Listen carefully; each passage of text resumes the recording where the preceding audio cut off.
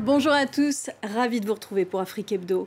Le trafic du bois de rose au Sénégal, il est interdit de le couper dans les forêts de Casamance et pourtant il est exporté vers la Chine. Au moins 10 000 hectares d'arbres ont été abattus par des groupes armés. Des étudiants maliens relèvent le défi de cartographier Bamako.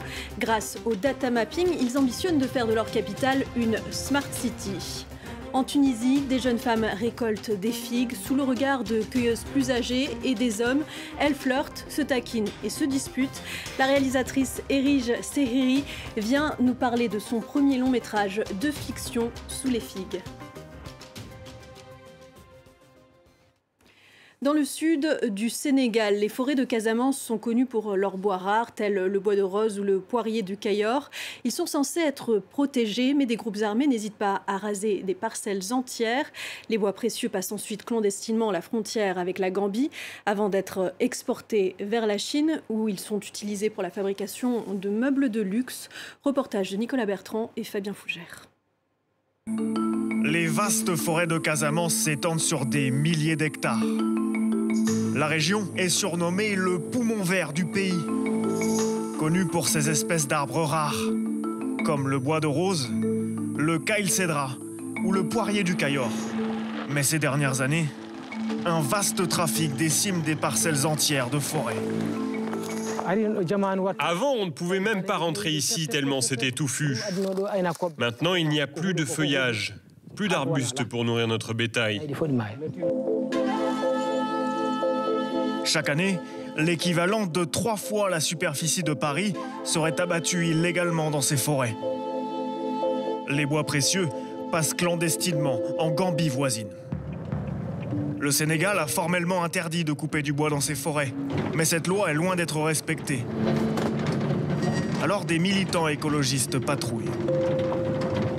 Les services de l'État seuls, ils ne peuvent pas contrôler ces forêts parce que c'est des hectares et des hectares de forêt. Là où l'État échoue, nous pouvons réussir. En s'enfonçant dans la brousse, Dikori Baldé découvre ce campement clandestin.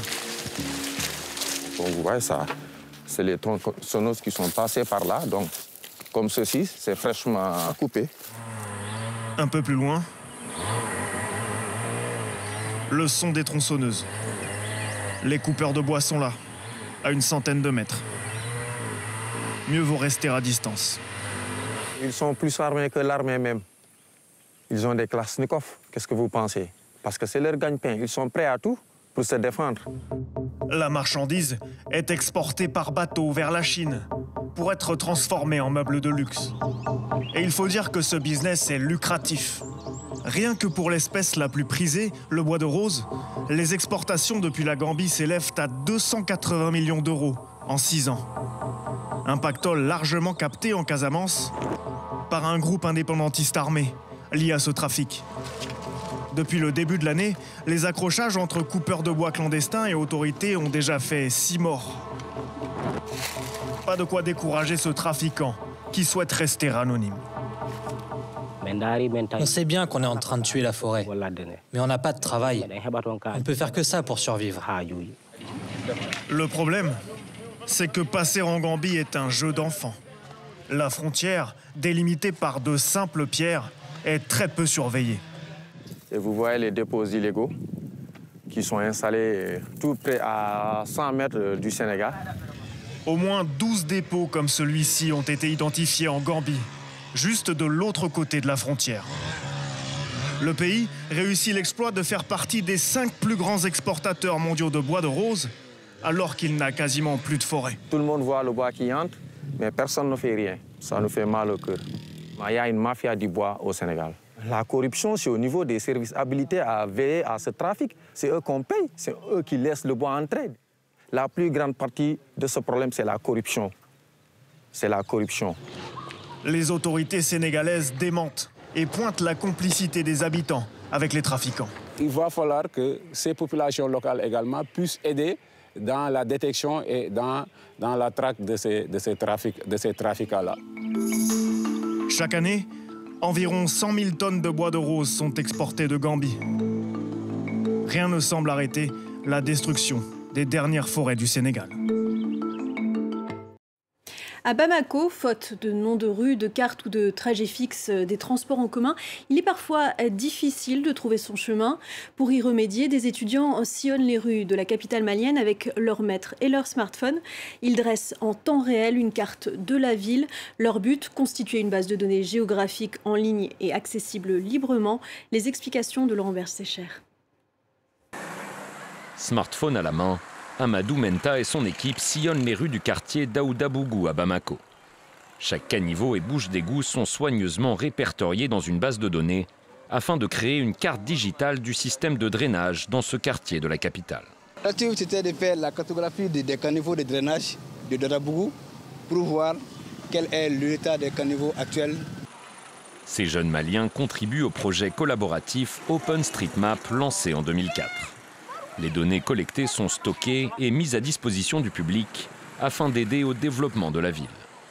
Dans le quartier de Daoudabougou, régulièrement touché par les inondations, cette initiative pourrait aider les autorités à cibler les problèmes plus rapidement. Le maire n'est pas de son bureau, n'avait aucune information sur ce qui se passe réellement.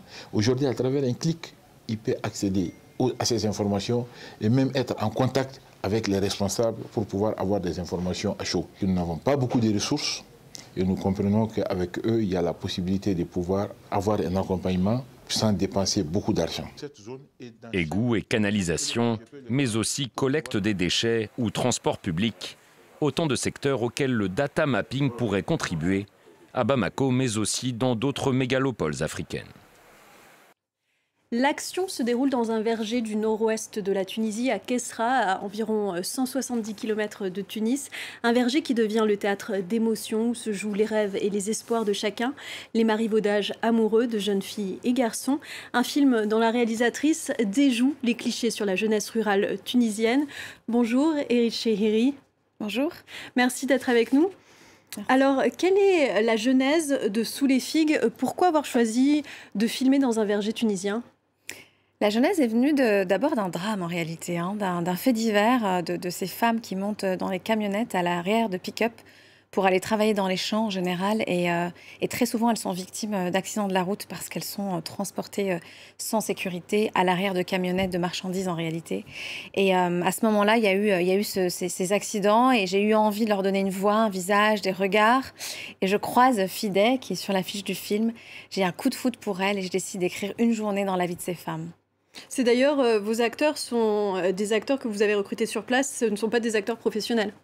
Non, ce sont tous des jeunes acteurs et des femmes et des hommes aussi de la région, de Maktar, Kessra, des environs. Le chef du film, lui, on l'a trouvé dans un marché à Tunis. Les jeunes dans les lycées, dans les vergers, dans les champs. Enfin, on a fait vraiment le tour de la région pour trouver des perles rares. Et ils jouent bien leur rôle. On va regarder un extrait de la bande-annonce. عبده مخد هنا ولا في المستيق؟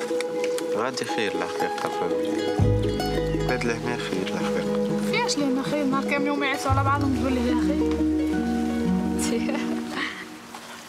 لاباس انت ما قال باينة وجهك. يا أخي تتباهسي كي تعرفي تطلبقي قولي نعرف نطلبق باش تدير تضحك عليك. لا مانيش فيها لعبت كان انت عم تلاقي مقدرنا ما عم باليش بحتى حال. Il y a dans votre film la beauté impressionniste d'une journée de fin d'été dans un verger. Pourquoi les figues? Quel symbole derrière ce fruit méditerranéen? Oh, beaucoup de symboles. Évidemment, le fruit défendu aussi, cet arbre, le figuier, ancestral aussi. La façon dont les figues mûrissent dans un arbre, elles ne mûrissent jamais de la même manière. Et donc, comme les personnages du film, puis cet arbre est robuste et fort et il enveloppe comme ça, en fait. Et on est un peu emprisonné, en fait, finalement, à l'intérieur de ces figuiers. Et c'est cette métaphore aussi que le film raconte de cette jeunesse un peu étouffée sous ces arbres, mais en même temps qui fait passer la lumière aussi. Donc on est vraiment entre cette dualité d'enfermement et de liberté. Vous mettez en scène 4 jeunes femmes. Cette génération est celle de l'après-révolution et de l'après-MeToo. Et on le voit, elles brisent les tabous, elles ont une certaine liberté de parole. Oui, c'est la jeunesse, c'est la génération d'après-révolution. Elles l'ont d'ailleurs même presque pas vécu parce qu'elles étaient très très jeunes pendant la révolution tunisienne. Donc là, on sent bien que ça se passe bien après. Il y a à la fois les anciennes générations qui sont encore un petit peu peut-être coincées sur certaines idées comme ça, patriarcales ou même de la délation parfois qu'on peut ressentir dans l'Ancien Régime. Et une jeunesse qui a ce franc-parler cette liberté de parole, en fait, qui est vraiment là et présente. Et j'ai pris un peu, pour moi, c'est presque un instantané de la Tunisie d'aujourd'hui, quoi. Votre long métrage est-il une remise en cause d'un certain système patriarcal en Tunisie ? Je pense que mon film, c'est surtout ce que je disais, c'est vrai, cette idée d'impressionnisme, c'est-à-dire que je l'ai vraiment écrit comme si c'était, on l'a écrit comme si c'était une peinture par petites touches, en essayant voilà, de raconter la Tunisie d'aujourd'hui, la jeunesse, mais sans idéologie. En fait, mais vraiment, bien sûr qu'il y a plein de messages derrière. On parle des rapports hommes-femmes qui sont parfois très difficiles. Il y a une scène incroyable dans le film où un travailleur des champs travaillait à côté pendant que nous, on tournait. Il n'a pas compris quand la jeune fille, cette jeune actrice parle des hommes, il n'a pas compris qu'on tournait un film.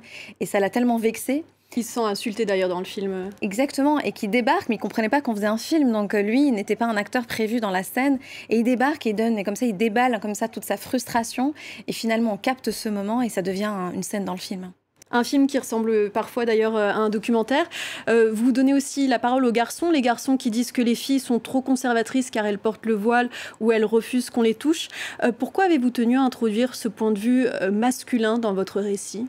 C'est important qu'on entende aussi la frustration de certains hommes, leur point de vue, mais aussi leur point de vue multiple, puisqu'il y a aussi les femmes, certaines femmes qui aimeraient que les hommes soient plus conservateurs.